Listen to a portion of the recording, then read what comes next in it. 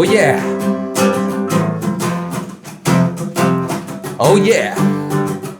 It's episode what, Joel, of the Medellín Podcast? 25. The peanut butter episode. The peanut butter episode. We got peanut butter on the desk. And we got sitting in the chair. We got an Australian on the chair. His name is what? Sam LifeAfar from the Lord of the Rings. What are we going to be talking about today? We're going to be talking about different things like investment and travel and casual sex and sushi and long walks on the beach. It's going to be a conversation. A deep conversation.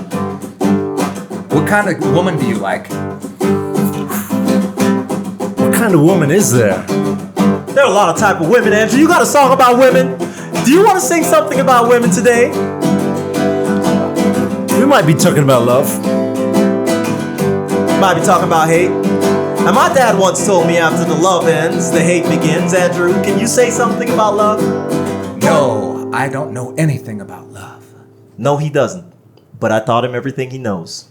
Welcome to the Medellín Podcast, episode 25, the Ben Simmons episode, I'd like to call it. I'm a basketball head. I think you guys are not basketball heads, but I want to talk about basketball. So, what do you guys think is going to, who's going to make the playoffs this year, guys? I'm just kidding. Today, we have a very special episode. We've got Sam, Sam is very special because Joel was telling me that he's a very famous YouTube blogger. I checked out his YouTube blog, and he is very famous. I think anyone over 10 followers is definitely famous. That's more famous than me, that's for sure. Yeah, definitely. No, but on here today, we have Sam. He's going to do his own intro in a second. We met Sam a few years back, and we don't know shit about Sam except that he travels around and makes some crazy videos and invests in real estate and does a whole lot of crazy shit that he's going to tell us about. But before we get too far into the episode, we just want to introduce our fine beverage. What are we drinking today, Andrew? We're drinking some Tanqueray number 10. Some Tanqueray. And when we run out of the Tanqueray, we're going to be drinking some peanut butter, which we'll tell you about later. So if our speech gets a little choppy, you know why. And this is episode number 25. 25. We're a quarter of a century in. We're doing it. That's what makes you a very special guest. And without further ado, who are you, man? That's deep. I didn't know we were gonna go so deep. We go straight to the deep question, man. Sam. Who are you? What am I? Where are you from? What am I? What's the meaning of life? I'm a meat puppet, man. I'm on this earth. I'm breathing. I'm walking around. I'm getting on the motorbike. I'm flying the drone. I'm showing the transformation of a country. I'm making videos. I'm putting them out there. Some people watch the videos. Some don't. Is that the Webster's definition of a meat puppet? Yeah, man. Like essentially, aren't we? If everything's connected, aren't we just as much our breath as we are our meat puppets? Wow. That's the most profound shit I've heard on this podcast. Well, you guys started it. You asked who I am. Like episodes. Socrates reformed. Philosophies. Hypotheses. Who are you, though? My name is Sam Miller. Okay. I was born in Australia. Okay.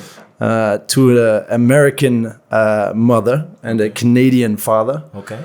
I grew up mostly in Australia, but got around a little bit. And the life's events took me to Colombia, where I've been living for the last 10 years. And now I'm a vlogger and a partner at a real estate investment and Air BnB company called LifeAfar. All right. And that's what takes up most of my time these days. Holy shit. I feel like I got to get out more and do some more stuff, Andrew. All that resume, our resume doesn't sound like that. We wake up, we go to the office, we do some stuff, we do some workout, and we go home. He just, Jesus Christ. All right, well, that's good. We got a crazy episode up ahead. I think Andrew probably would say the same. One of the reasons we have you here today, Sam, is because a lot of foreigners, and this show is both for locals and foreigners, and I think a lot of local folks are learning from foreigners, and they're curious about what foreigners are doing. And prior to this, I checked out your YouTube channel, and yes, you do have more than 10 followers, so congratulations. Thank you very much. But secondly, there's 3 things that you mentioned on your channel that we're going to get deep and dirty on, and it is real estate, travel, and lifestyle design. Am I right about that, or am I? That's right. Those, that's what I focus on. Yeah. So those are what we're going to talk about, because a lot of foreigners, Andrew, they're always asking us the same thing: where to go out, how to meet girls, where can we invest, should we invest? And, next question is, where should I go? I only got 5 or 10 days or whatever. Right. So if there's ever been an expert on here that can cover all those grounds, it's you. I'm looking forward to it, man. Let's have a conversation that has never been had before. Yes. That's impossible, but let's do it. Yeah. So I guess my first question would be, so you grew up in Australia and until the age of what? Until the age of 21. And I left towards South Korea. Wow. Okay. I grew up in Australia, but also visiting my family in the States every 2 or 3 years. So I got a glimpse of the outside. In Australia, I was growing up in a small cane farm town. Like sugar cane? Yeah, sugar cane. Oh, the great. town where they actually introduced the cane toad to Australia. Well, what's the name of that town? Gordonvale. Gordonvale. Yeah, so the cane toad was introduced to eat the cane beetle, which was attacking the sugar cane. Wow. Okay. But the cane beetle just climbed up the stalk a little bit, and the cane toad thrived and overtook the entire country and continent and island, which Australia happens to be the only And that forced place. you out of the island, those insects. No. We force our cars over them because they hang out at the street corners, and cane toads are quite a pest in Australia. Oh, okay. Wow. Never even knew that. So what did you go do in South Korea? Well, I was running away, man. I was running away from the let's say preordained corporate lifestyle I was a good kid. I was following the advice. I was the guidance counselor, go to university, move to Brisbane, which I did. I studied a business degree.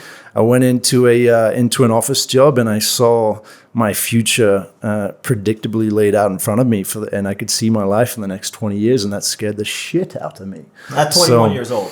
Yeah. And you ran man. away at 21 years old. Yeah, so I looked at, where can I make money right now, so I can have some more options to do what I want to do. And so South Korea was the move. For teaching or what? For teaching English, yeah.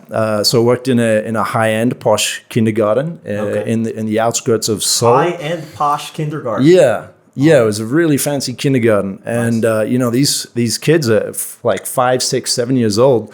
They're going through a full-on day at school. You got, English, Korean, you've got puzzle, you've got, language, you've got math. And then after school, they're doing their taekwondo, they're doing an instrument, piano, from like 7 a.m. to 7 p.m. They're high achievers. Yeah, okay. Totally. But a great way for me as, a recent generic business graduate to generate a bit of savings, right? And so did a year there. Interesting culture. Love the food. Love the the ability to save a bit of money and have some options. Do you remember how much they were paying you for that job?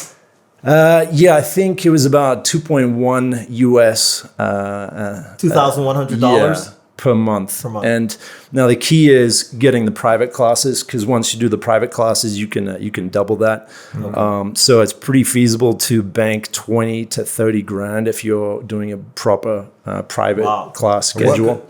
What year was that roughly? That was 2006 to 2007. So I think the wages are a little bit up since then. But you work hard. It's nice to kind of roll the dice a little bit. Right. Live in a different country. I had tasted snowboarding, so I'm like, all right, I've worked hard for a year. I've done my 30-hour-a-week teaching job. I've been doing private classes. Time to go have a bit of fun. I went to Canada, to Whistler. That's at what age? That was, I guess I was 24 at that time. You have any photos with the nice big goggles and stuff on? Some we'll be throwing that up on the screen. If anybody, if you're listening on Spotify or any of the audio channels, be sure to check out this video on YouTube, because we throw a bunch of, call it B-roll, behind the scenes footage and photos of of people like Sam, we want to check out when he was 21 and 23 and whatever else. Yeah, man. Yeah, we can add some visuals to that. Yeah, I wasn't working in media at the time. I was just, documenting some stuff for fun.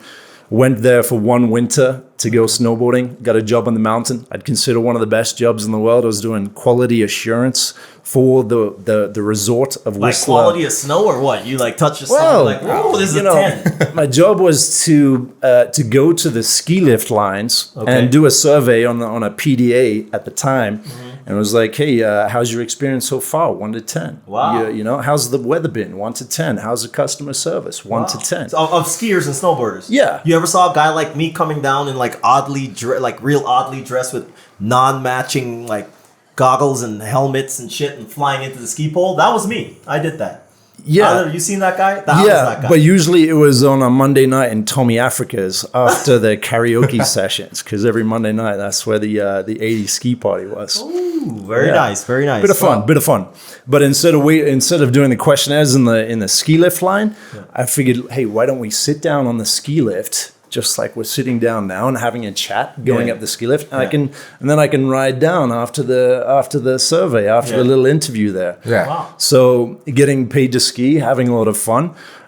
Whistler is an incredible place for it. I spent 120 days in just one winter skiing around and snowboarding primarily. Amazing. But it's still finding new runs. And this is what year, by the way? This is 2007. So let's fast track. I'm gonna fast track to this one because well, before you get to the fast track, I just wanted to ask a quick 2-part question. First of all, do you have a big family, and what did they think when you decided to go to South Korea? So because I have an international family, I grew up with my mom and my brother. They were living in Australia with an American family. So my mom was a very international traveler. So I think she understood, getting around the world is part of getting to know life and what's happening. And were you guys middle class, upper class? Well, what would you like legitimately? What were you? Because I think a lot of people, if they're Colombians watching us, and we hope to make all of these episodes at least one day available in Spanish. So I think a lot of Paisas and a lot of Colombians are like, they're coming, trust me. They're coming. So how does a guy would you say that you were privileged in the sense that you had a financial backing to do things that you wanted to, or did you like rise up from nothing, or how did that go? So growing up in a town of 5,000 people, 5,000. we were living in in Australia, in let's say a middle class country town. Okay. Internationally, obviously, there's a lot of privilege that comes with growing up in a stable country like Australia. I mean, Australia is one of as close to perfect as a country gets. Especially far north Queensland, where I'm from, you've got tropical rainforest, you've got the Great Barrier Reef, which you can get out to for $30-40 a day. I wasn't going scuba diving and paying the $300 a day. I'm finding ways to be like, all right, you get a snorkel gear and you go free diving and you work out a way to do it. Okay. I think that was ingrained in me from a very young age to be able to get around and travel very cheaply, And be adventurous. That sounds like you can afford to be adventurous. Yeah. It sounds like the island at least affords you to be adventurous. Yeah, and I think going through university and entering that job, I was like, okay, if, I could see even making a decent Australian salary for 20 years, I could see exactly what kind of house I was going to be and what kind of car and what kind of Too predictable. cycle I was going to be in. Yeah. I mean, it's a beautiful place. It's a beautiful country, a great place to live. But if you can see it and you can envision it, I think it becomes a little dull at that point. Right. Interesting. Right. So what I was going to fast track to was that, again, I read everything I know about Sam. I think we had a conversation in the Hard Rock Cafe in Cartagena a couple of years ago, and I don't remember shit. But what I do know is you got a motorbike, and you're going to tell us where you got that motorbike from, and you rolled from what I remember reading, from Canada to Argentina in 2008. Tell us about that, a bit about that. Well, I mean, so after 2 winters, I went for one winter in Whistler, Turns out in summer, they convert the ski mountain into a mountain bike downhill destination. So it turns out to be great. And then you've just done a summer, and then winter's right around the corner. So you might as well just stay for the winter. Yeah. It's an adult's playground there. So I stayed there for 2 years, having a great adventure sport lifestyle there. Okay. But, I'm 24, 25. I'm thinking, all right, I've avoided the corporate track for a while. I've always been looking for entrepreneurial opportunities. As a kid, I was walking around with my brother with handmade business cards. The handyman brothers, like cutting grass. You washing were called dishes. The handyman brothers. Yeah, we had some business cards. We're knocking on the neighbors' doors down the street. Like, hey, what can we do? Make $10, cutting some grass. Washing some dishes, making some cash. Always looking for something, right? Selling some hair clips at the local markets. I would be your customer on that. Yeah. come up to Sam trying to sell me hair clips, motherfucker, please. Yeah, I wasn't vlogging at the time. Yeah, you weren't vlogging. Yeah. So I was looking for opportunities as I'm traveling around, but I hadn't seen it. Whistler is, you could have some cash to have a lifestyle there, to live there well. Otherwise, you're going to be swimming upstream for a long time. Okay. So I'm like, okay, it's time to head back to Australia. To resign to the track that I've been putting off for a few years in Korea and Canada. Yeah. And a friend who also wanted to get to know South America said, hey, why don't we ride bikes to South America? And I'm like, brilliant. I've ridden bicycles all my life. That's going to be a big adventure. Yeah. Let's take a year and just ride bicycles and do that. And we're talking about the trip for a week. And then he asked me, what kind of motorbike you're going to get? And I'm like, hold on. Motor bicycle. Yeah. So that was like, okay, well, I don't have a motorbike. I don't know how to ride a motorbike. But after thinking about it, I'm like, a motorbike is really an incredible way to get to know a country, especially if there's a volcano 100 kilometers that way and 100 kilometers back. Are you going to do it on a bicycle? Maybe not, right? Yeah. But on a motorbike, you can pop in and out in a day, right? Yeah. So I'm like, yeah, let's do it. I got the motorbike, and 6 months later, we were heading south, and the destination was Buenos Aires, and that was where I was going to sell the motorbike, head back to Australia, and I guess return to that Australian dream. And that was 10 years ago. That was 2009 that I started that trip. Yeah, nearly 11 years. Wow, yep. Amazing. And yeah, I mean, so you started all the way up in Canada. You worked your way down. You got to Buenos Aires, or I did. Oh, yeah, you got there, and then eventually. It took about 7 months to get from Whistler, BC, to Colombia. In Panama City, I'd separated from that original friend, but I also met a lot of other friends who are also riding motorbikes along the way. Right. It's quite a community. You clearly see that someone else is traveling on the motorbike, and you have a lot more in common with them than the backpacker on the bus. You share your gripes, you share your stories, and then end up traveling together for certain legs of the trip. And in Panama City, it was either waiting 2 weeks for a decent boat, which doesn't have the risk of dropping your motorbike in the ocean, as it has happened as they're putting the motorbikes. Well, yeah, because you got to get on a smaller canoe type boat, and then you got to get on the big boat, and they're lifting it up with ropes. Oh gosh. I've heard stories of people getting their motorbikes dropped in. Right up to the edge over there. Yeah. You left from Portobello?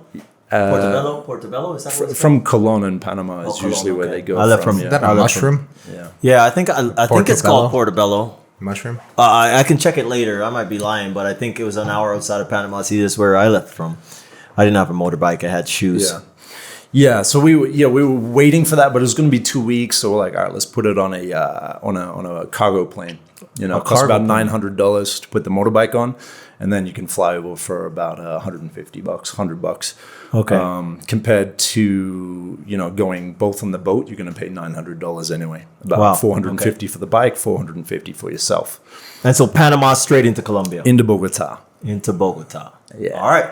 So enter Colombia. Now enters Colombia. Now this is the part. This podcast is about Medellin. It's about Colombia, but we need to we need to understand how you got here in the first place. Now, one of the things, travel, we're going to talk about travel. We're going to go a little bit more about travel before business, but you're in Bogotá now, and how long did you spend? Like, wait, firstly, your thing online, when we find you and what you're known for, I would think, at least on your public profile, you're considered a vlogger, a video blogger. Mm-hmm. So when did this whole video vlogging start? When did you get your credentials? Well, I mean, it comes from originally, keeping an eye out for opportunities, which I'd been doing forever. Okay. But it was also when I guess it begins from when I got to Bogotá, and the goal was Argentina, and so I did a loop by motorbike through. We launched in Villa de Leyva. We went to San Gil. We went to Tirona. We went to Cartagena and Medellin. We took about a month to do a bit of a loop of Colombia. And up until then, I'd been moving by feeling it out. Like, okay, is it time to go? Is it time to stay? Maybe stay a couple days here. Like El Tunco in El Salvador was great. We spent a couple weeks there, and then you move along. You get that vibe. Like, all right, it's time to move along. Keep going. Right? There wasn't any predestined itinerary. That's the beauty of a motorbike. You don't have to rush to the airport to get a flight. You can chill out as long as you want, right? The definition of freedom, like that I tasted that in Nicaragua when I'm riding in a motorbike with flip-flops, and we got a surfboard rack welded onto the side of the motorbike, and we're just rolling up to whatever beach, jumping in the ocean. Andrew, I thought that the definition of freedom was being single and owning your own little business, but now I figure out we need motorbikes. Is this a midlife and crisis? Surfboards. And surfboard. And surfboards, yeah. Fuck. Well, that's great. Yeah.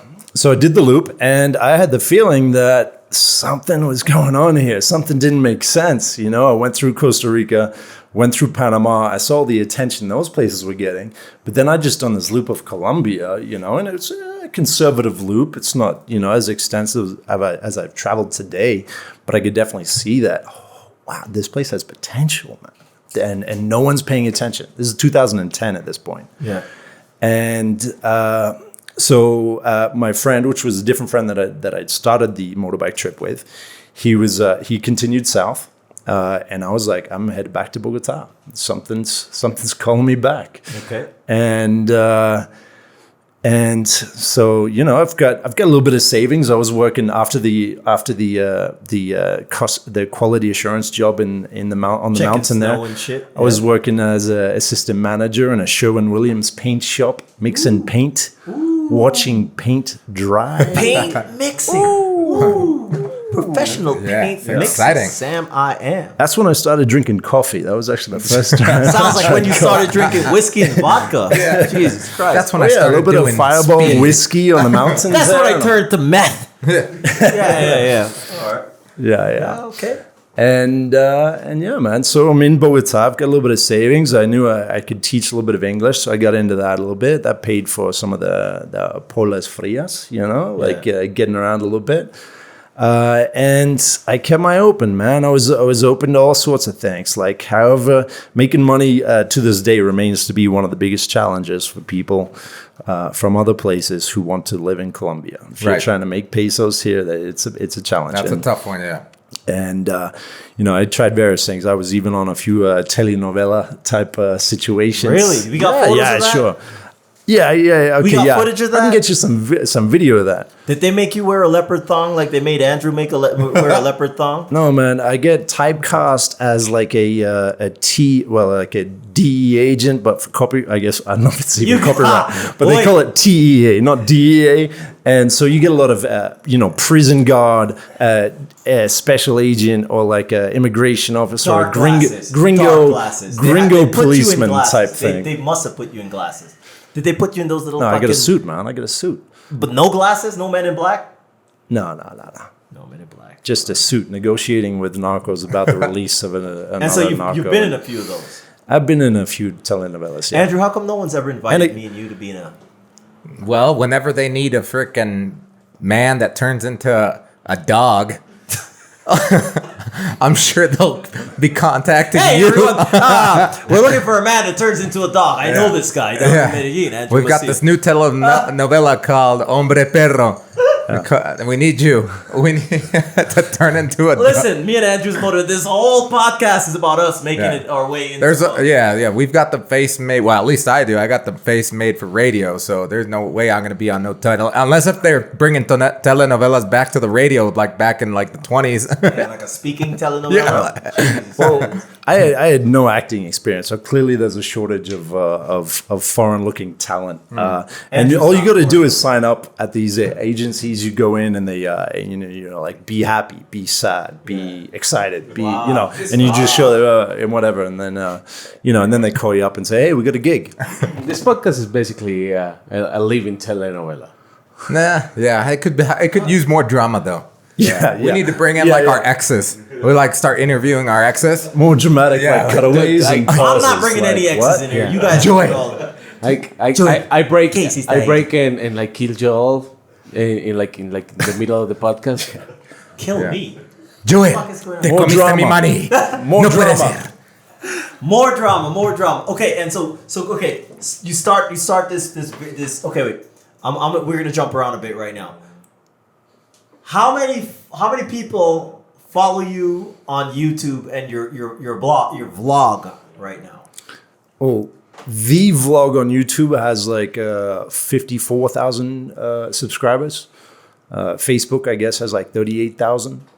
Instagram has like 7,000. 54,000 on YouTube. And I use the same content. So it's like the vlog. It's like, all right, is Facebook the vlog thing? It's just video content that's out there and building audiences. Yeah. We're up to 54.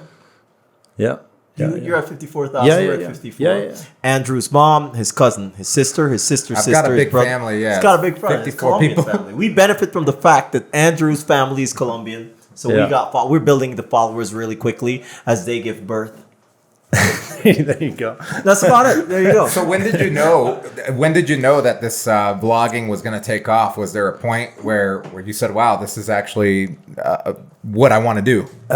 So that at that time, I'm going to these telenovelas. I did a Captain Morgan rum commercial in San Andres. See that shit. Brilliant. It was brilliant. Yeah, But this is you can't make a living with this stuff. It's like you, and then a guy named Pedro shows up with a role. cannot They're rely like, on well, it. it's obvious, Sam. But you can't make a living. One of the only skills as a 25-year-old kid at that time trying to make money in Colombia, one of the only skills I had was SEO, how to rank in Google.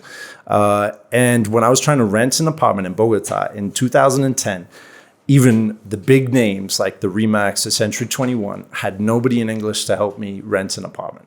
Wow. And that was when I was like, okay, well, that's weird. Yeah. It's like a city of 9 million people. Yeah. It's a lot of fun. Colombia is like a great place to visit. Surely foreigners are going to like this place. Obviously I didn't have the same baggage that a lot of locals have, having quite recently lived through a couple decades of some rough times. So I'm looking at it with these fresh eyes, like, well, okay, I can rank in Google pretty easily some content and articles. So as I learned real estate, which I'm paying attention on the internet, anyone who has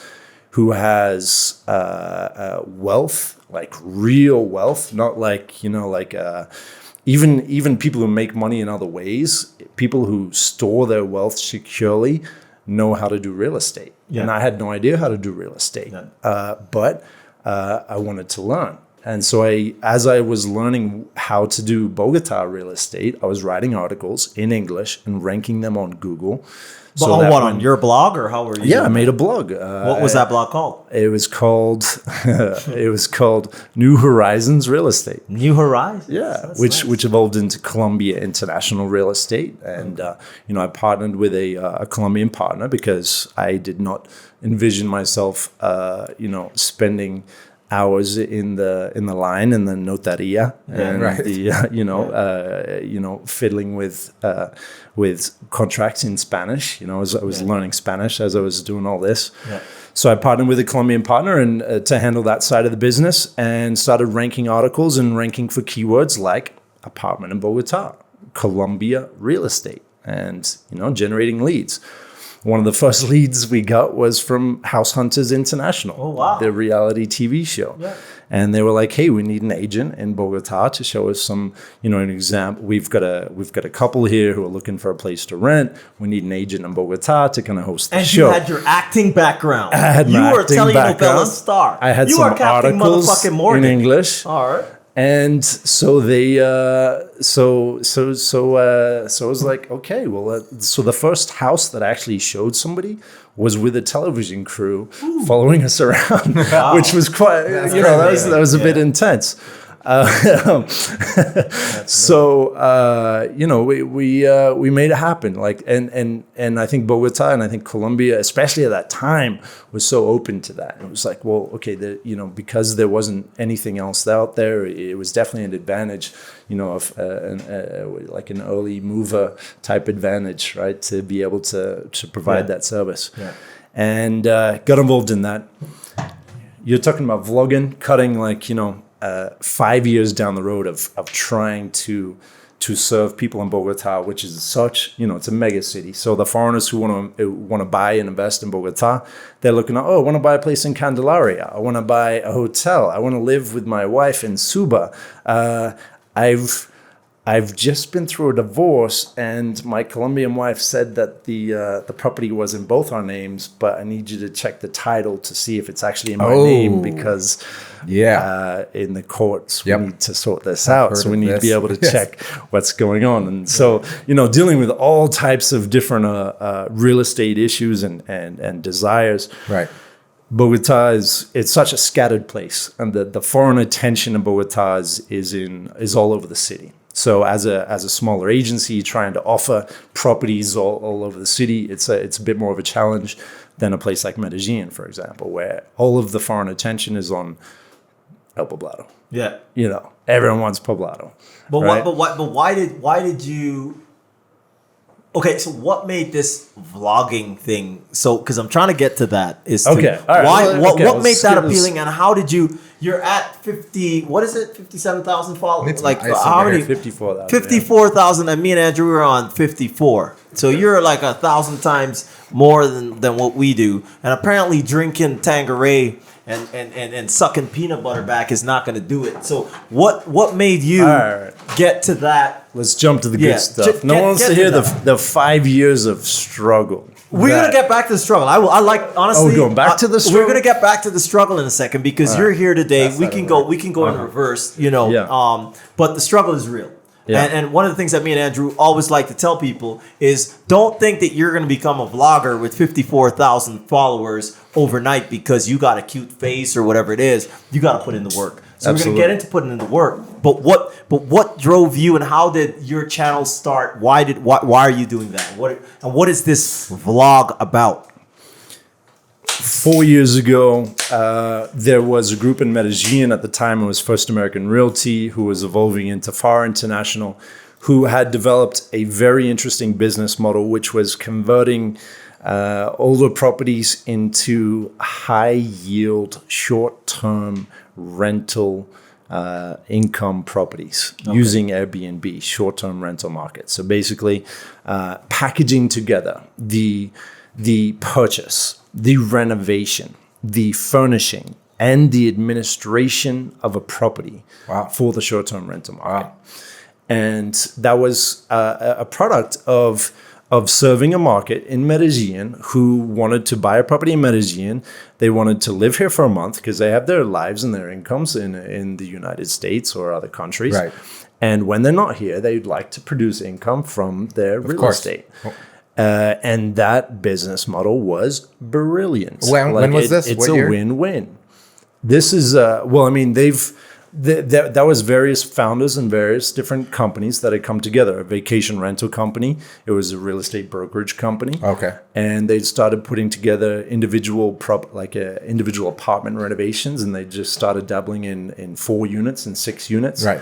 And then looking at, all right, how can we expand this model? Right. And the first market they're looking at was Bogotá. Okay. And in Bogotá, I had an agency with 5 people, and we're doing a little bit of hotel, a little bit of residential. We're scattered, right? Yeah. We're not focused. We don't have this singular great product that they had, and we're like, well, hey, now's the time to merge. Now's the time to hey, this works. And what year was that? What year was that? So I can put things in perspective. This is 2006, 15, 16. So this is backtrack a bit, because it's very funny how this works out, because our paths eventually crossed for a reason.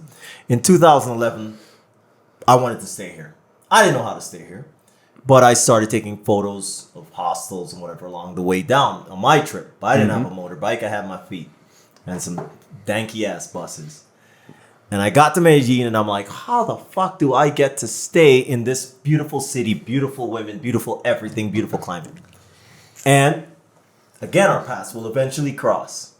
So, you fast forward down, people look at the Instagram, they look at whatever, they're like, oh yeah, Joel, the guy that photographs these fancy properties. I started with hostels.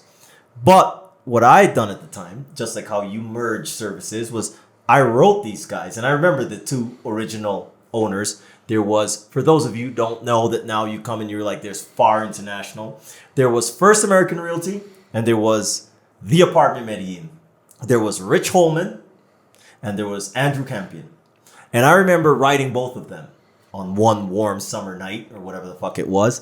And I'm like, hey, I take these amazing photos of fucking properties. Your website sucks. Their website sucks. When I tell you suck, Rich, if Rich is watching this, he had the ugliest gray website. It couldn't be a grayer website. Rich chose every tone of gray. I don't know who made it for him. He had dark gray, light gray, fucking shit gray. It was better than a GeoCities website. It was. Oh yeah, that was like 1990s.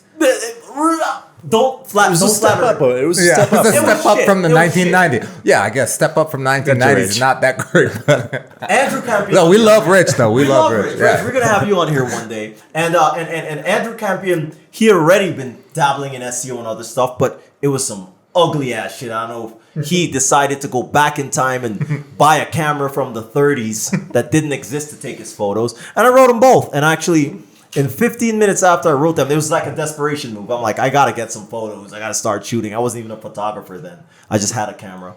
And literally Andrew Campion wrote me, and he said, I'm interested. Let's meet tomorrow at Oviedo Mall. And we met in front of a cafe. And Andrew became my client. I shot about 20 apartments in the first month after meeting Andrew. And Rich never responded to me. He's like, probably fuck this guy. And eventually they merged, which is right when your shit's happening. They're merging together. And that's when my photography took off, because now I got one company, Rich's company, that needed to catch up with Andrew's company in terms of photography. So now I'm just photographing every day. At this point, you're like, let me merge with these guys. I'm in Bogotá with my 5 people, blah, blah, blah. So there's a whole lot of fusion going on at this particular point. So that's just a bit of background story for those of you. Was that like around 2015, 2014? Well, their merger happened around 2015, I think, because I'd already been. Yeah. They went earlier, right? So they were combining the brokerage and then the rental, right? The biggest step towards LifeAfar was when they started packaging that with the renovation of all the properties into what were called tips and preps at the time. Yeah, that was when things got because then they were focused on, as far as I remember, they were focused on renting other people's properties out. Right. Being like a property management. Like a property management. So vacation rentals. Yeah, and I mentioned the years because, 2015, we're in 2020. That's not a long time ago. It's not like people are missing the boat. I think I think one of the main topics or the main ideas that we want to get across is that there's still a lot of opportunity. There's still a lot to be developed in Medellin particularly, but in Colombia as a whole too. So I guess moving forward, Wait, we don't. You want to jump off the light? No. Real estate. No, we're still talking about real estate. Obviously, we like the topic of real estate. 2019 was an amazing year for us because it was the year that we bought 2 properties here in Medellin. And I would like to know your experience dealing with real estate here. Do you? My first question is: do you actually own real estate in Medellin or in Colombia, or do you just aid people in getting the real estate, or how does that work? So when I merged the company, which was after 5 years of let's say surviving, but also thriving. I mean, I say 5 years, but at the same time, I worked out a situation where I was subletting rooms in a house. Okay. Reducing my own rent. I was getting by. And so I've put everything into the company, which I put into the larger group, which initially became FAR International, and now is known as LifeAfar. Okay. So that's where all of my personal investment has gone.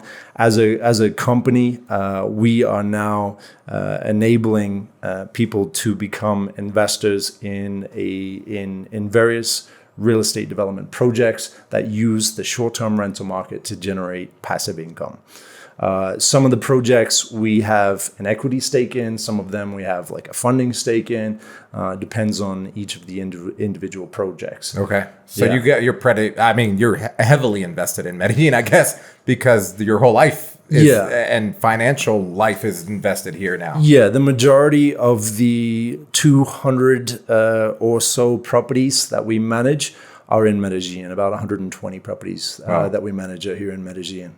So let me ask you a question, because this is for the folks that are listening, that I know a lot of people come here and they're like, man, I got some money back home, or I can go home, I can scramble some money between my mom, family, and dog. Dogs love peanut butter. This shout out to Manny Brothers. And so they got some money together, they want to invest in here because Medellin is a great place to invest. So says Tom, Dick, and Harry, but who the fuck are they? And who's Tom anyways? What makes him an investment expert? So my question to you is, you're invested here. You were in Bogotá for 10 years. What would you say to someone that came here that visited, like, man, I fucking love that place. I got, $100 grand at home I've saved up. I want to do some property investing. What to you does the Medellin real estate market look like? Like, what do you feel about that? What would you tell somebody who thinks, I want to throw my money in there? Right. 100K in the bank. Yeah. You're coming from somewhere else. You're showing up to Medellin. What do? What's your goal? Is your goal cash flow or speculation? Speculation being, I'm going to buy this property at this price that it is now, and then sell it down the road for a higher price. Now, during that time, you may generate some type of unfurnished rental income, maybe some furnished rental income, but your main goal is speculation. So that would be the first question I would ask you. What is your goal, cash flow or speculation? So, but what is the difference if I took my money, my 100 grand, right? And I'm speculative of where the market's going, but I bought a property and I'm going to rent it out. Right? That's one thing. I think that's cash flow. You want a bit of both. Yeah. But Right. Speculation could be based on an educated or educated guess, basically taking a look at appreciation throughout the years and speculating that by this time, 5 years from now, it'll have appreciated X amount, right? Yeah. I think that a more poignant question to Sam would be, for example, let's say I do have 100,000. I'd like to invest that into a property here. What's the usual appreciation rate for, let's say, per year? I haven't even checked lately what it has been. Have you checked that? I didn't even check it. Maybe Joel's checked it. So it's the Medellin market in particular is going to be different. I know a few years ago it was around 7 or 8%. Right. My recent interaction here in Medellin is to catch up on what's happening on this market. Now, I know the Bogotá market far better than I know the Medellin market, and part of me spending more time in Medellin is about getting to know the Medellin market. Per square meter in Medellin, we're talking for new construction between 8.5 million to 11 million pesos per square meter. Wow. Now that's $2,500 to $3,000 per square meter. New construction right now. Yeah, and I know that is a massive uptick since it was like a few years ago when I was tapped in a bit more. So what is, obviously the primo areas of Medellin, as Airbnb is becoming a very common and popular way to generate income, things have accelerated in the prime areas that can generate money using short-term rentals. Now, but is that just short? Because you keep mentioning short. So, by the way, for those who are listening, short term you mean less than a month? Yeah, less than a month. I mean Airbnb. I mean Booking.com. I mean VRBO. I mean HomeAway. I mean these properties that allow you to generate 8, 9, 10, 14, 15% net ROI, as opposed to, let's say, buying a property and renting it out unfurnished, long term, right? The long term rental market generating a net ROI of about 2, 3, 4%. Slower, yeah, much slower. Much slower. Yeah, we're talking 3 times as much, right? So this is a new phenomenon. This is in the last. So I do have a question though. Because recently there's been like a huge quote unquote development on certain services, mainly Uber here in Colombia, where it's okay, where government, instead of regulating stuff, has been prohibiting, certain practices. Do you see this kind of thing being dangerously affected? Like in the future, people be like, you know what, Airbnb, go fuck yourselves. There's nothing like this here in this country. Or do you see maybe the government like backing down on these kind of practices and allowing this kind of markets to thrive even further? I see more of the same, and we're already seeing that crackdown, and a lot of investors have already felt that crackdown. So in Colombia, Airbnb is fighting a different battle in every country, just like Uber is. In Colombia, with Airbnb, it comes down to the HOA, the Propiedad Horizontal. What are they deciding? Do the you've got to have 70% of the building on side for specifically stating in the HOA that rentals less than 30 days are allowed. Okay. Or you can't do it legally. If it is not specifically stated in that HOA, it cannot be done. They can shut you down. And the admin can be fined. So it's on the admin. And the admin knows. That security guard sitting at the front door, he knows, all right, every week there's like a Scandinavian walking through. Right. He knows. Yeah, he knows. Sticks out like a sore thumb. Yeah. And so they can be fined if they don't call it out. Okay. They've also stepped up the process is required to register a guest. You need to register the guest with the immigration of Colombia, saying I've got the guest. It's like you have to photograph the freaking like a real guest book. Yeah. So you talk about, okay, where does the resistance come from? With Uber, it came from the taxi organizations, right? They're like, well, that's not fair. Right. In Airbnb, it's the hotel organization. And, in general, I think they're a bit more open. I think they have a bit more of a, it's a fair game. But they want Airbnb to play by the same rules. Right. Yeah, that makes sense. So a hotel, they have to pay taxes. They have to have smoke detectors. They have to have all the fire extinguishers, all that shit. Yeah, all that stuff. So that's the process that Colombia has been through more recently over the last few years, let's say. So it becomes very difficult for one person renting the one apartment. If they're renting a room, it's kind of under the radar. But as a company, that's something we've had to work with our administration team and our accounting to be like, all right, let's, how do we develop the systems to make this feasible? One of the questions that we had, or that I have personally, is let's say I'm the regular dude or woman living in Australia, in Europe, or in the United States, and I have my 100,000. How can I make this happen? Brilliant. Possibly one of the most potentially valuable questions of the entire podcast, right? All right. The first thing to consider as you're asking that is how much do you value your time, right? So now to consider a successful Airbnb investment, short-term rental investment in Colombia, let's use, for example, Poblado, Medellin. Yeah. Now to do that transaction on your own to save the most amount of money. Now this is your regular dude. You don't want to pay for this turnkey passive value add. Let's say you're going to do it yourself. Right.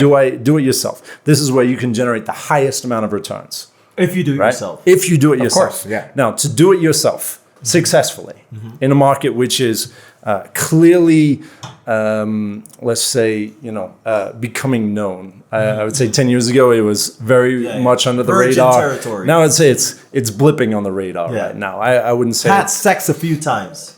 What's that? I said before it was a virgin market, and now it's Sure. had sex a few Sure. times. Like, come Sure. on, it's an adult Yeah. show, people. Yeah. Get my analogies. All right. Yeah, you've become slightly jaded with love. Yes, You've jaded been with love. casually dating for a few years, Devalued in the market. So to do it, you either need to speak Spanish or partner with somebody who does speak Spanish. You need to understand the market and the movement of the markets. And my definition of real estate markets, to understand a real estate market, I think you need to understand demographics and the collective psychology of the people who live in that market. What do they perceive and what do they value? And where do they desire to live? Right? Where does the city of Medellin of 3 million people, what do they perceive as the best place to live in Medellin? Okay. In Bogotá, where do they perceive? Right. I beat slightly, Sam, because you're keeping that answer away from me, and I want to know where people desire to live in this motherfucking city. Well, Medellin, like I said, I'm getting to know it. I've lived for 10 years in Bogotá. I can tell you that perception, that collective perception, very let's well, get to that. right? What would that be in Bogotá?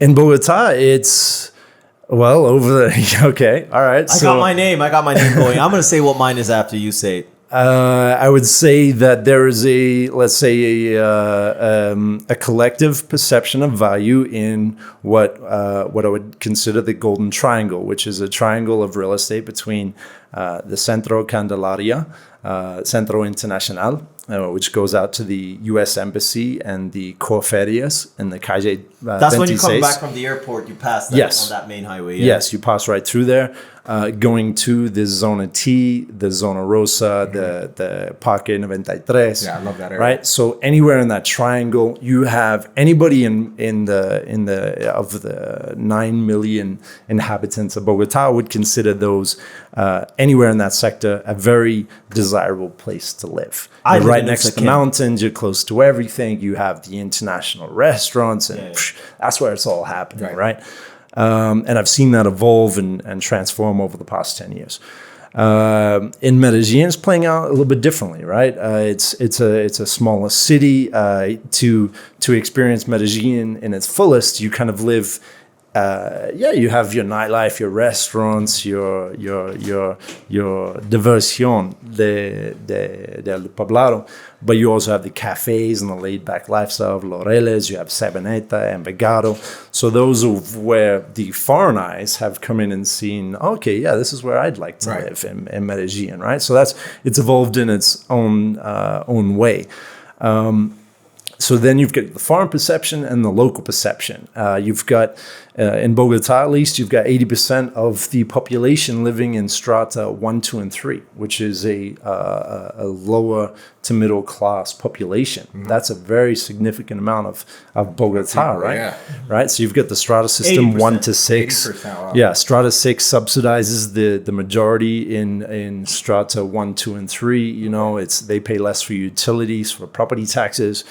So you've got a lot of, it's a complex system. Right. Yeah. What's that? But here in Medellin, you've got, I would say, it's how has it evolved? It's when I got here 10 years ago, Parquilleras was pretty quiet. I mean, it was nice. It was where the Strata 6 was, coming for dinner and hanging out. But as we've seen this gringo invasion, we've seen the Strata 6 move towards Provenza. Running the fuck away from there. Hey, the higher class people of this city are running away. The higher class. They're turning their nose down on people in flip flops. I turned my not on the flip flop. I turned my nose down on Parquilleras. I was a Parquilleras rat.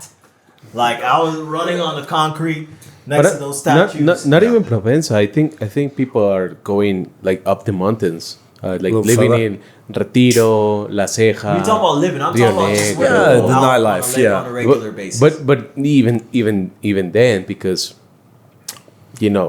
5 years ago, it was pretty uncommon, or rather common, to just go to a couple restaurants that everyone knew about. And now, if you check it out, there's like a bunch of new restaurants, and there's people like going there and making business, and there's like actual shopping centers up there, and like people are actually making their lives up there. Up there. I agree. There's a lot of people that are moving out to is that Oriente? I don't want to call it wrong. The Oriente, they're moving out close to the airport. There's a whole, like, when we used to touch down here, if you touch down here, you remember 10 years ago, even 5 years ago, you flew into Medellin, you touched down at the airport, it was all green. It was like you're driving through a forest. Sure. You're like, holy shit, this is a storybook shit, It was like Little Red Riding Hood's going to come sneaking out of that forest. Now it's like houses all over. Things have changed. And I agree with Felipe. So I'm going to ask you it this way because I'm, I like to get down to the real fucking shit. Yeah. So let's put it this way, man. You, Sam, have $100,000. Where in Medellin, with your limited or vast knowledge, are you putting your money? I don't want 10 fucking minutes about it. Where are you putting your money, Sam? Where are you putting your money today?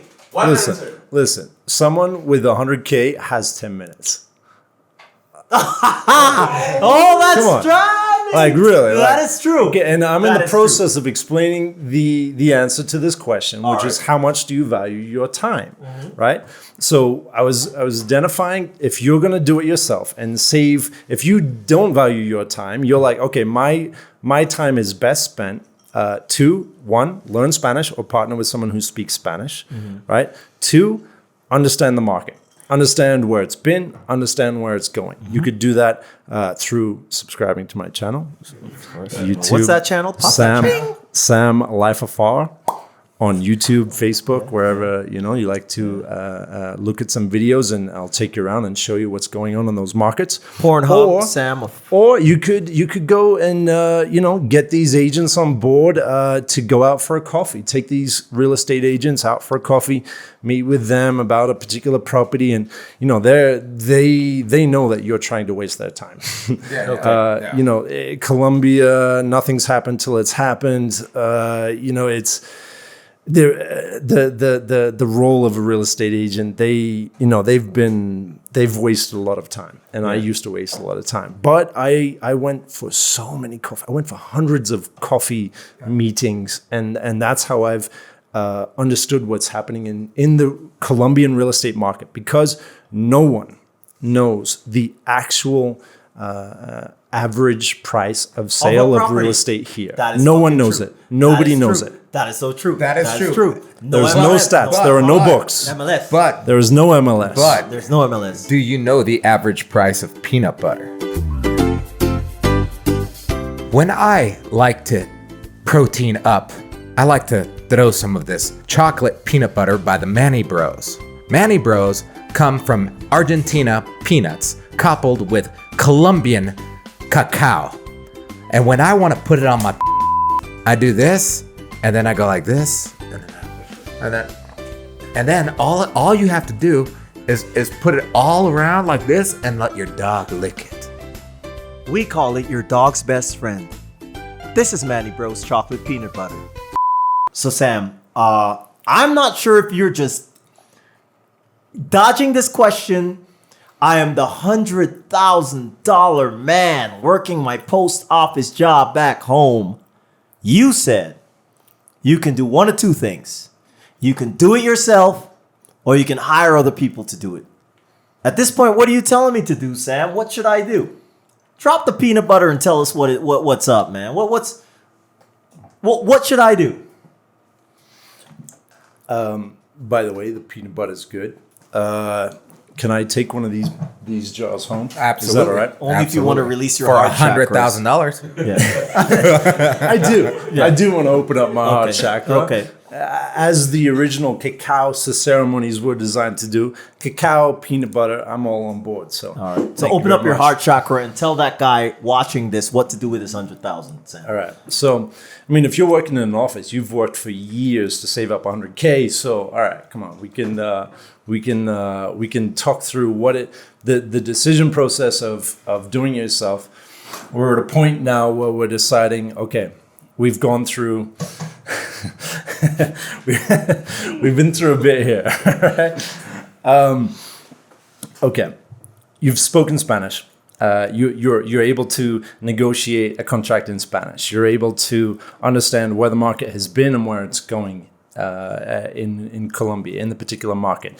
Now, identifying a property in a market which is going to generate high returns, a property which is preferably at the price point which is going to allow you to generate those 5, 6, 7, 10, 12% net ROI. Now, from the purchase of that property. Now, in the purchase, you've got to do due diligence to make sure that the person selling you that property actually owns the property. Now, you're going to have to hire a lawyer to make sure that that property is legitimately from the person who's selling you that property.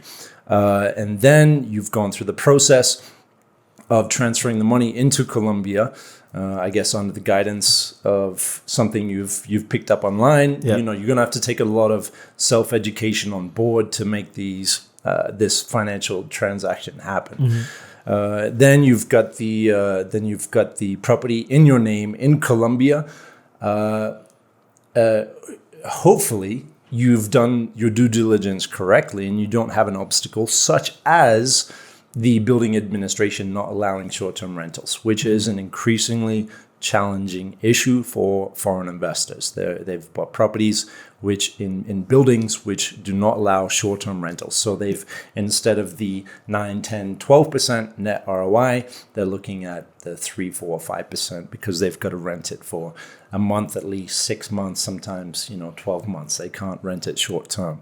And that's where you're getting the high yields. So there's a lot to undertake if you're going to go the DIY route. Mm-hmm. Right?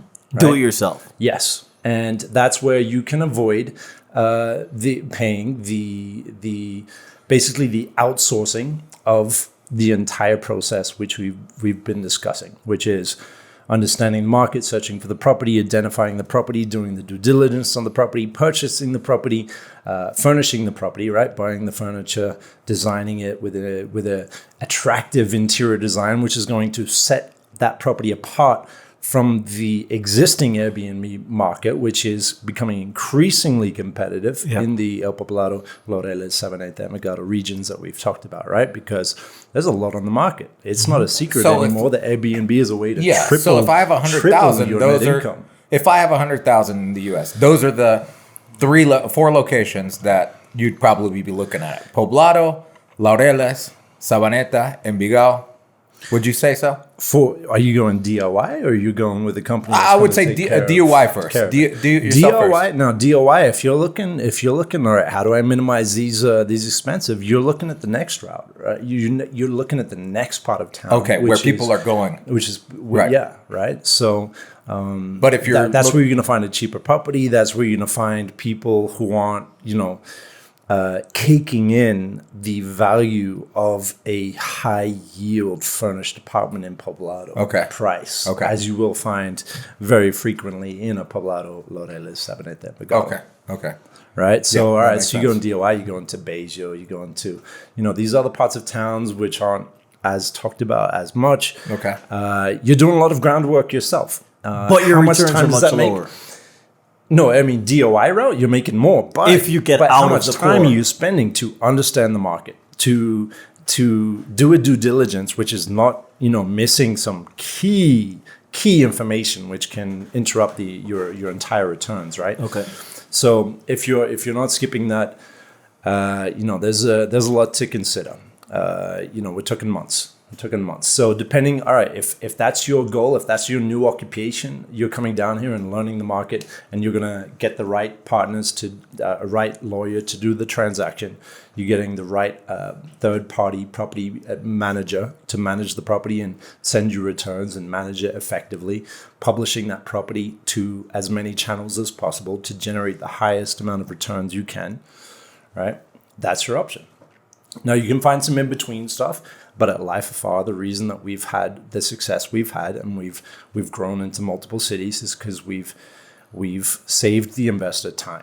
And time is the most valuable asset that we have in our existence on this planet. And people generally at higher levels of wealth are acknowledge that, and they're putting their money into companies and products and services that generate a cash flow that don't require that same investment of time. So is that your market? People at a higher quality or higher level of wealth then? So you're not trying to get after that 100,000 guy that just has that money sitting there that wants to do something. You want people that are educated enough to know that, hey, we don't want to go down to a country and spend, a year trying to learn the market to nuzzle away a little bit of money. You're saying that if you've got that money, it makes more sense to go with a company sort of like yours, or if there are others out there that have done all the groundwork and free up your time to do what you do best, and then put your money in the hands of other people that can invest it. Yeah, I'd say that's close to where we are now, but it's not definitive of the projects that we do. We've started by offering an apartment and saying, hey, we can renovate this for you. We can do the purchase for you. We can furnish it and we can administer it. You can stay in it when you want to, and we'll send you the income of whatever we make it when you're not staying there, right? Yeah. So we've come from that, but now we're looking at aparta hotels. We're in Puerto Rico, we're in Porto, where we're doing very large developments, and that's where we're looking at these investors who have $500,000, $1 million to be like, hey, how can I make this cash generate money for me?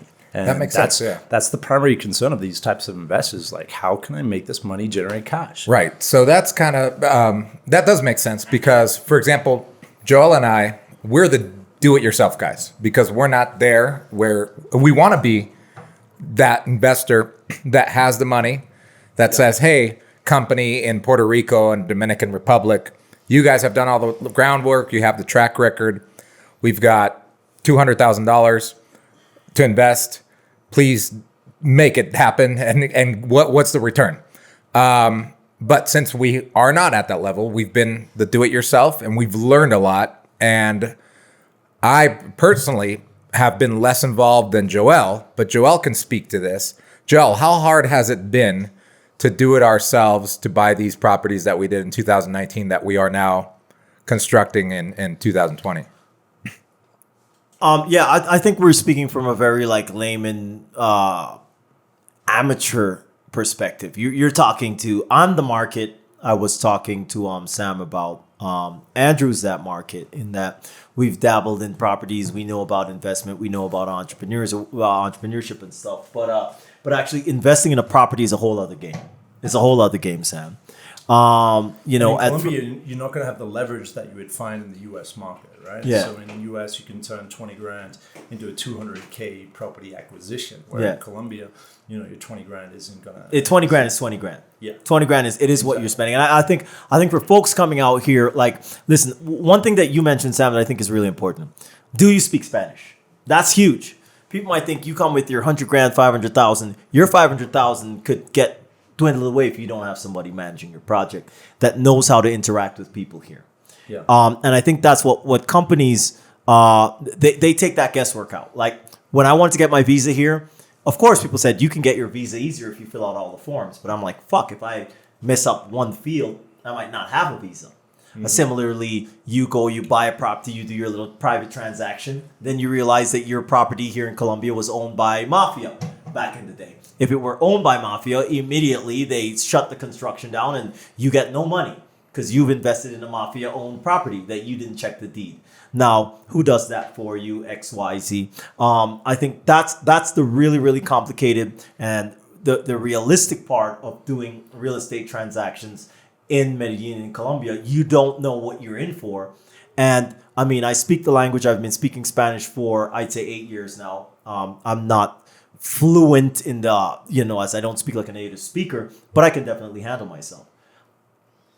Me and Andrew still have somebody that's local here managing that project because they can negotiate the price of floors, how much it's going to cost to hit down that wall. Because either way, where there's opportunity, people are going to take some amount of advantage. And I think for anybody coming here, I would say, if you don't speak the language, don't try doing a project. Don't do a remodel. Don't do a purchase. Don't try to get your visa. If you have enough money to buy a property here, you have enough money to afford a lawyer, a broker, anything else. And it will save you like a lot of headache. Or the person that's managing our project, her name's Lily. If Lily wasn't there, I would have probably lost my mind at this particular point because business is done way differently than it's done back home. Oh, yeah. And you know that. Oh, yeah. So, Sam, having been a man that's lived in Bogotá for 10 years, how long have you been here in Medellin? I've been here for 1 week officially. Are you single, Sam? Currently, yeah. Currently, you've been out, Andrew. Wait. So you were in 10 years in Bogotá. Yeah. And you're still single. Doing a lot of due diligence. Due diligence. Due diligence. Yeah. What, you trying to launch a peanut butter brand? Or So for those of you that are listening and watching, there are stereotypes in Colombia about women. Okay. Right? So, for example, what is a stereotype about of the caleña? The caleña woman has a nice body, and she dances salsa. Everybody in the Cali dances salsa, but the caleñas are known for the bodies. What about the Santanderiana? I think I from what I've heard is that they're brava, which means they're like not aggressive, but they'll slap you the fuck up. You could say that they are arrechas. Arrechas, yeah. But in Antioquia, or at least in Medellin, if you say someone's arrecho, they're horny. But Sam, he's drinking peanut butter. So okay, I'm getting to a point, Sam. So in Santander, they're arrechas, not horny, but angry. Arrecho meaning angry. What about the caleña? Sorry, not the caleña, the costeña. What's the stereotype of the costeña? Feisty wouldn't be like a more appropriate word. Feisty? For arrecha is feisty. Oh, okay, for arrecha, yeah, feisty. Sure. It's interesting, right? Every region of Colombia has its own fame, which is sometimes sung in the songs of Colombia. The costeñas, I guess, would be a lot more extroverted, a lot louder, a lot more, I guess, fluid in their movements. Yes, Yeah. I would agree. Yeah. Fluid in their movement. What about the paisa woman? What's the stereotype about the paisa? The paisa I would think it's agreed to be the most beautiful region of people, especially the women who are from Antioquia. I sense that they're Sam's melodic trying to in say their this accents. shit. Sam's saying this shit because you're trying to get dates off of our show. You're not about to get no dates up here calling right, so what's melodic and fluid moving. So what was your experience? Because I've been trying to pinpoint what the stereotype of the Bogotana, because Bogotá is so big, is 9 million people. Preach it, girl. There is no average Bogotana, right? They come from all of the different regions of Colombia. That's why I was drawn to Bogotá, because it's made up of people from all over the country who don't necessarily have a preordained identity as a Paisa may have, right? Now, as myself, and born in Australia to an American mother and a Canadian father, what identity do I, relate to? And so growing up in Bogotá, or arriving to Bogotá, I felt this acceptance of like, okay, wherever you're from, it's relevant, but also not relevant. What do you bring into the table?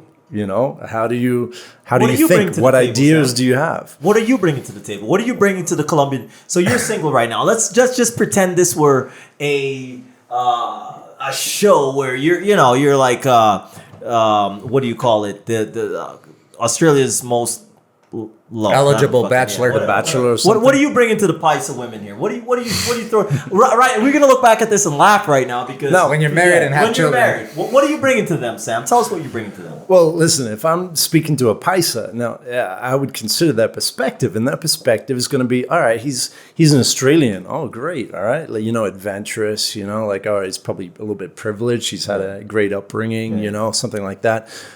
He speaks Spanish a little bit, infantile, a little bit, like, well, sure, come on. Like, my Spanish is, I get by, but I'm not, I don't have a Paisa like accent. 17 fucking years, Sam. It's a foreign exotic Jesus accent. Christ, like I get by. Who gets by after 17 years in 10, whatever. I'm exaggerating. I'm rounding up to 17. But you know what I'm saying. So you're infantile. So obviously the first thing that's going to come up, we're going to be like, well, I spent 10 years in Bogotá. Yo soy un cachaco más, right? And they're going to think, all right, this guy, he's Australian, but he's almost Bogotano. And the first thing the Paisas think about Bogotá is the weather's bad, right? Because we have, I guess Medellin has some of the, greatest spring-like weather year-round. In the world. Yeah. And recently, I guess, when I first came here, they would complain about the traffic of Bogotá and that the people aren't as friendly. Now, the traffic here in Medellin is increasingly more challenging as more people get cars. So I think that's been taken off the list. But they're going to perceive that me, as like a Cachaco Australiano, is Chaco, okay. that I'm going to be a little bit more frio, as they also associate with foreigners. They're going to expect that I'm a bit more frio, right? Because they enjoy living more expressively in their emotions, right? They enjoy being, riding that roller coaster of emotion, whereas they'll perceive foreigners as a much more colder interaction. It's a much more less emotional type of relationship and interaction. So let's talk about the relationships you have had with Colombianas. How is that like? Can you explain? It's been a learning process. I've been investigating. I've been open-minded. I've been evolving as a person from a 25-year-old kid looking to, find adventure to where I am now. It's been a process, and I think. You know what, Sam? Let me cut you for a second, man. Yeah. If the next time I date a woman, she said, "So how's it been dating me?" I'd be like, "Well, I've been investigating." It's been a process. It's been really interesting the way I've investigated you, and my investigation has led me to believe that That is Sam. One day, we're both going to be politicians. You, my friend. Hey, we're talking to the mayor of Medellin here. If you don't step your fucking shit up, Sam's going to take it over. You have the best. No desire at all. No desire at all.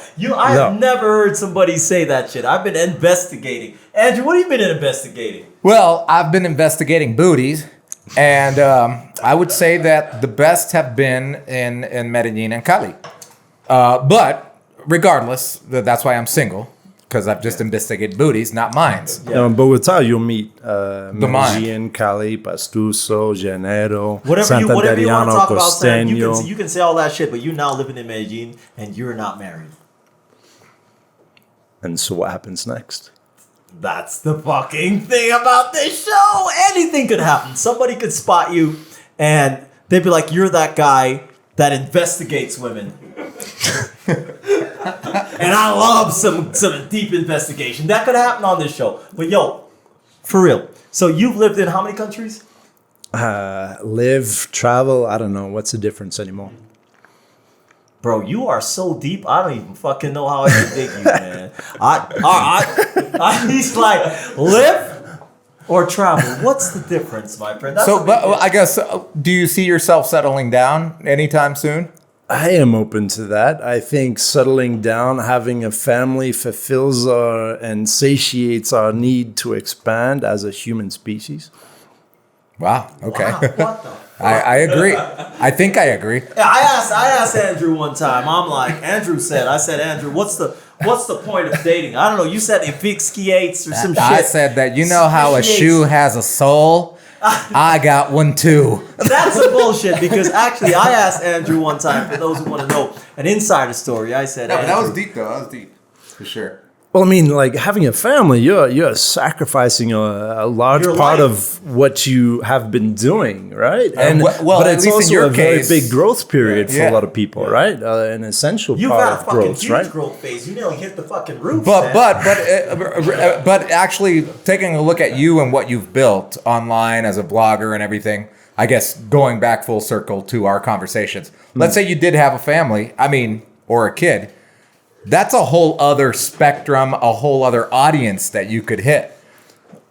Right? Sure. That you could get in touch with at that point, obviously, if you do get there. That's the way I look at it. I mean, it's not that you're sacrificing, it's actually you're building a different opportunity. Yeah, I mean, I started this because I saw what a lot of people were doing on the internet. Right. I was watching what's happening on the internet. I grew up in a scattered, smaller family. I didn't have a father figure in the house, right? So I learned how to evolve, to learn, to guide myself through what's happening using the internet. And so in 2016, I was seeing, Gary Vee, I was seeing Grant Cardone, I was seeing Logan Paul, I was seeing PewDiePie, these YouTubers who are going out there and making content. And, they're selling T-shirts and their own products. And I'm looking at my situation. I'm like, well, I'm riding a motorbike around a beautifully transforming country that's, leaving its isolation, its drama, its trauma from the past. It's recovering. It's writing a new story for itself. I always enjoyed AV, audiovisual, film and television stuff as a kid. I was always looking at TV commercials, being like, that's kind of boring. I'd like to do that. That's kind of what I tried to study in business when I went to university. I'm like, I want to make TV commercials, right? So when I saw that, okay, people were using this to sell different things like T-shirts, I'm like, well, I can get a drone, get a camera, and put it in my face. Yeah. And when I came up with that thought, I was faced with a very big fear at that time. And that fear was like, okay, well, if I'm going to do that, I'm putting what I'm saying, and I'm putting myself out there for anybody to have an opinion on. Mm-hmm. And that is a giant leap for Sam Kind, right? Like for me to Sam think, Kind. Yeah, I mean, I've always been like a, I've had some introvert, some extrovert. I think we're all a mix of everything, right? But I've never desired this center of attention type stuff. But as I'm looking at what's happening and I'm seeing what we're doing as a company, we're transforming real estate. Real estate transformations happens to be one of the most popular genres of entertainment on U.S. television, right? You look at the amount of reality TV, real estate transformation shows there are, right? There's a lot out there, and I'm like, well, hey, we're here in Colombia. We're transforming properties. We're generating passive income. We've got incredible before and afters of these properties that are neglected. They're not making money, and I'm getting around on the motorbike. I'm traveling to Bogotá, Cali, Cartagena, Medellin. Like, it's inevitable, right? And the only thing that's missing is me being able to tell that story. Right. In those travels that you did on your motorcycle, were you ever robbed? On the motorbike? No. Never. Hanging out in some edgy parts of Bogotá, sure. Yeah, I've got my share of stories. Yeah. No, traveling around the country, absolutely not. Where's your favorite place that you've been to? My favorite place. You've traveled. Depends what mood I'm in, man. It depends what mood I'm in. All right, so let's do it. We're lightning round. Party mood. All right. Party mood. Let's say I'm up for a romantic road trip through the countryside, Boyacá. I'm up for some adventure. I'd go through Santander, right? Las Gachas de Guadalupe, right? The natural river jacuzzis. Let's say I'm up for like an Indiana Jones type adventure. I'd head to San Jose de Guaviare. Okay. Let's say I'm up for a wild weekend, man. I'd go to Cartagena. Let's say I'm up. Why would you go to Cartagena for the Well, wild it's just, it's the Las Vegas of Colombia, man. I mean, if you've got a bachelor party, you know, you want to hire a private boat and stay in an old school mansion, you know, and you've got the budget to pay $3 or $4 grand a night. Boat and stay in a mansion. That's something, Sam. Well, I mean, that's Cartagena. You can stay in an right. old school, like old governor's mansion, and then get a boat out to the tropical Caribbean islands of Islas del Rosario and hang out in beautiful white sand, clear blue water. Yeah, man, that's my job. You guys listen to this shit, Sam. That's my job, Send him a man. private email. He doesn't mind Or his just email. subscribe to his channel and watch his videos. Watch them videos, man. Me and Andrew never did that. Medellín Podcast. We wear some peanut butter hats and drink some gin. We don't. Yeah, but that's amazing. That's wild. Yeah, that's wild. That's pretty wild.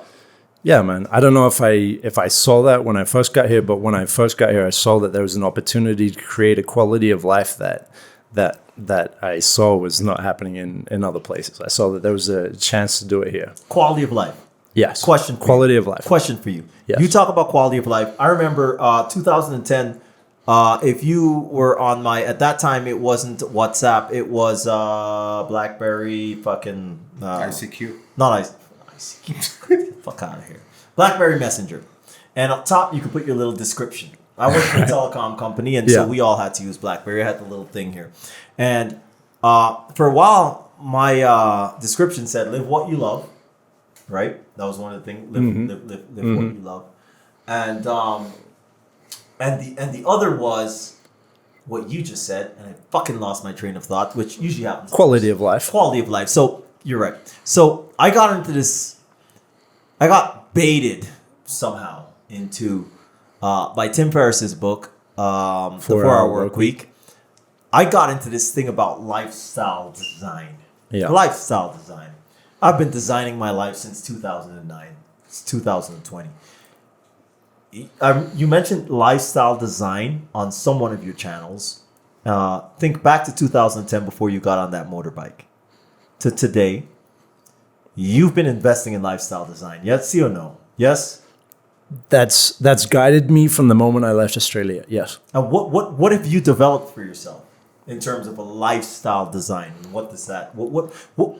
What would you look back up and say, yeah, in 2010, I was into lifestyle design, and I'm Sam in 2020, and this is what I've done? It was looking at things I didn't want more than I wanted. I think as humans who have evolved from the places we have evolved from, we are defined more by our fears than by our dreams. So you can imagine whatever dream you would like. But if you have a fear of, if I leave this job, if I leave this prescribed life path, career path for me to work in this job, to get this type of house, to get this type of car, to build this type of family, to have this type of 9 to 5 with the vacation lifestyle, right? If you fear that you rejecting that and going to something else is a failure, or you're scared of it, or you just don't know what happens, I believe we're more defined by that fear than the dream of like, oh yeah, I want to go and travel Colombia on a motorbike and fly drones and just have fun and all that stuff, right? That dream can be with you, but that fear will actually control you, right? So at the end of every video, I invite people to embrace their fears because that defines their dreams. Yeah, that's fucking right? great. And then I invite them to embrace the unknown because that is where abundance has always been found. Since the time that we started gathering around fire, bonfires and cooking meat and hanging out in tribes, right? The person who was willing to venture into the darkness, into the unknown, which in today's world is so less threatening than it was at that time. They are the ones who find the abundance, and they are the ones who find a quality of life which they could only imagine, right? And the reason they don't find it is probably because of their fears, not because of their dreams. And do you have any message for vegans who did not want to go after the meat? Those of us that don't want to buy real estate, we just want to rent it. Love it. No, Sam's got nothing for the vegans. Fuck you, man. Vegans unfollow this motherfucker on his YouTube channel. He got nothing to say. I got you. I got him. No, but I know what you're saying, man. Gonna wrap this up. Yes, sir. Well, Sam, I think this was an amazing podcast because not only did I learn about you, but I learned about what you do. And there's a lot of things that you put into perspective, for example, and that I learned about myself in this podcast was that I'm not at the level of investing where your company guides people. Yeah. Right. But I do want to get there because, like you were saying, I do value my time a lot, and I work a lot, right? So I want to work less to get more. And I think that's what your company provides, and that's what the message that you were trying to give. And the whole lifestyle building, which I never actually thought about. Like this whole time that I've been with Red Door, creating our business, it's been more about like, okay, how are we going to live our life comfortably, but we're not designing our life. So I think this is where we really have to take a step back and be like, how are we going to design the rest of 2020 so that we can actually live our life and not just work to live, you know? Exactly. How do you refuse to settle for a situation which is going to take you away from that lifestyle that you want? Exactly. Right? Because those are going to be the distractions that are going to take you off course, right? Exactly. Yeah. Yeah. So as I was saying, this has been a great podcast. Thank you for being on. Joel, any final thought on your end? Of course. My final thought is, I don't really know Kobe Bryant's daughter. I never knew anything about her, but I did know. I grew up with Kobe Bryant. He's 2-3 years older than I am. And his death this week has been, I would think, other than Michael Jackson for me, and there are a lot of people that have died between Michael Jackson to Kobe, that didn't impact me as much. And I was coming back from the airport, and my brother sent me that news, and then you sent me that news, and everyone sent me that news. And you're wearing a shirt today. Firstly, from us at the Medellín Podcast, we feel a lot of fucking sorrow. I think Andrew, his brother, those from California, from LA, they feel a lot more than I do about that. But I grew up with that guy as an inspiration, and he's known. He's a lot more than a closer. He's the top of in the world of people that go beyond being good and great. He's like an icon. And I think like listening to you and listening to a lot of people on this podcast, it's really motivational whenever we get comfortable, whether it's with friends, with family. I'm like extremely privileged. I was talking about this today with some friends. I'm extremely privileged to be here doing a podcast with cool motherfuckers like you. We don't get paid a cent. We put our money into this because we love to do it and whatever else. But I think that we are extremely blessed to be in a position that we're in right now. We're extremely blessed to be talking even about what you're talking about right now. Yeah. And I think, man, like this is the Kobe Bryant podcast, man. Get your shit together. Listen to what he's saying. Listen to what I'm saying. Listen to what Andrew's saying. Listen to whoever the fuck is saying something. People are saying things for a reason, man. Get out there. Live your shit. You know what I mean? Leave that small town of 5,000 people in Australia. Get your ass up and start some real estate shit somewhere. Snowboard. Do something, man. Guarantee yourself a win, right? I like that, man. Right? Guarantee yourself a win. If you're refusing to settle for anything that doesn't, at least if you're not winning already, at least taking you closer to that position of winning. Yeah. Like that's been my North Star, and it's paid off, man. What you gotta say, man? Represent that shirt. Yeah, well, I mean, it's really taking one of Kobe's quotes. It's not, you don't rest in the middle, you rest at the end, right? So we are in the middle right now. And even in death, who knows if we're actually resting? So there may never be a rest period.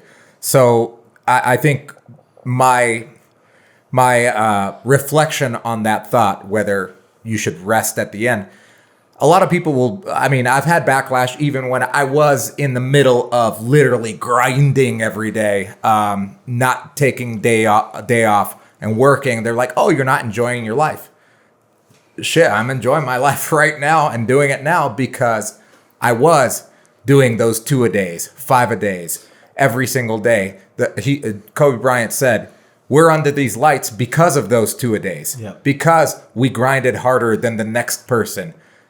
So I think to get to the point where you are and where we're at even, and where the Rich Holmans and the Andrew Campions of this world are, is by grinding your ass off, having fun, but going that extra mile. If you think it's going to end right now, it's not.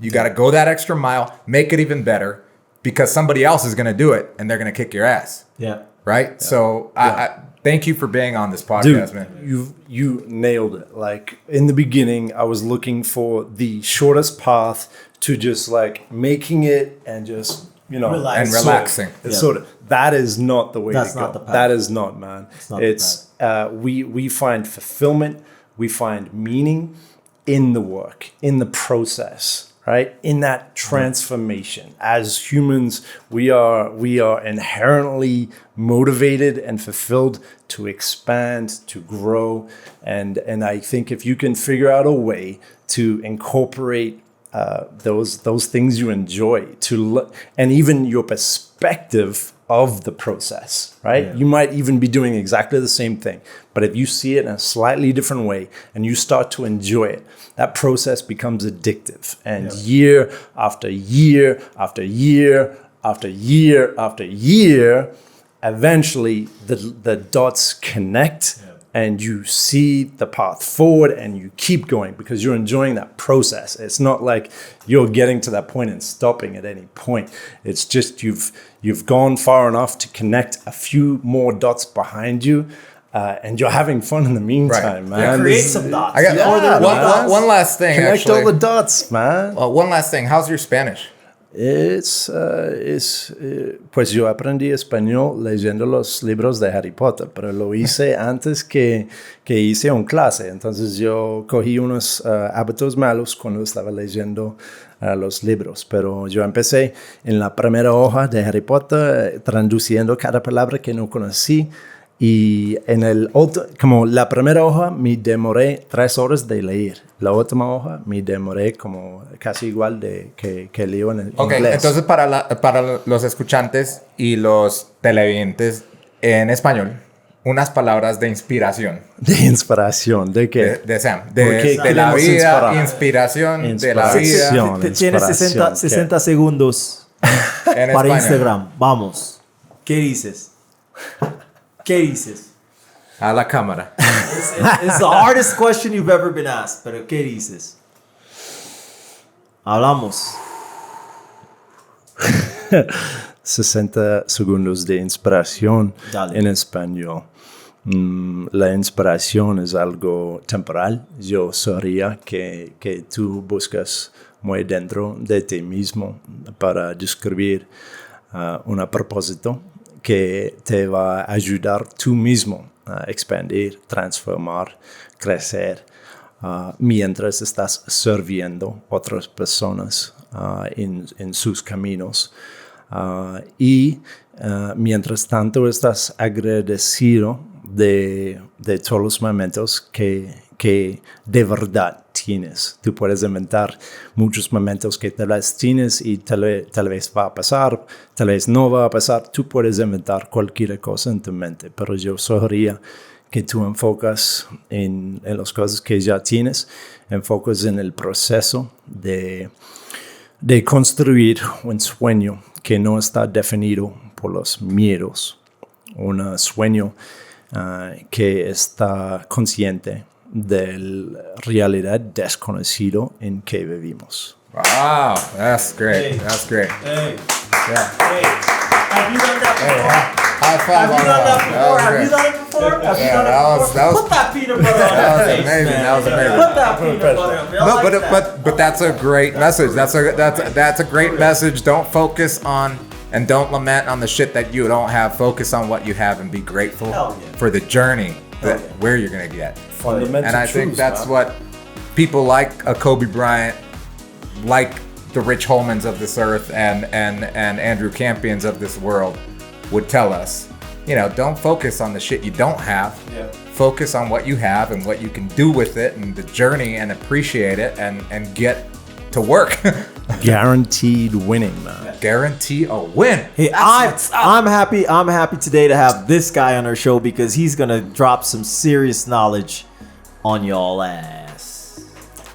Thank you, Sam. We'll see you guys Thanks for next having me, time. guys. Yeah. Yep. Cheers. All right. Cheers. Yeah. No, bro. that was-